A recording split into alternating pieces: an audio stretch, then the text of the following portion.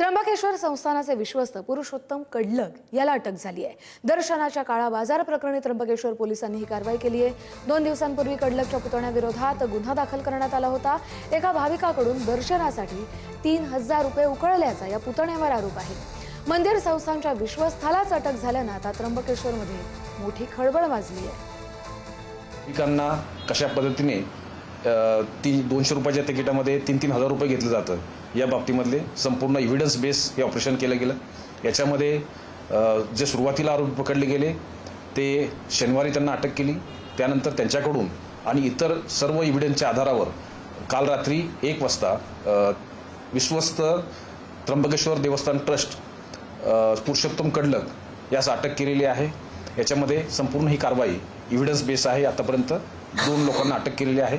आणखी काही नावं निष्पन्न झालेले आहेत आणि त्या नावाच्या आधारावर त्याचं व्हेरिफिकेशन झाल्यानंतर त्यांना लवकरच अटक केली जाणार आहे। शरद पवारांच्या पक्षाचा कार्याध्यक्ष असलेला पुरुषोत्तम कडलग त्र्यंबकेश्वर देवस्थानचा विश्वस्त असल्याचा गैरफायदा घेऊन भाविकांची लुटमार करायचा।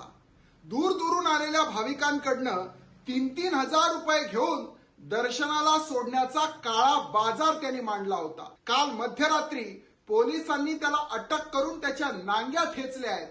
पण या निमित्तानं हे समोर आलं की शरद पवारांनी निधर्मी आणि नास्तिक विचारांचे कार्यकर्ते घडवल्यामुळे ते देवस्थानमध्ये विश्वस्त झाले तरी तिथे सुद्धा भ्रष्टाचारच करतात।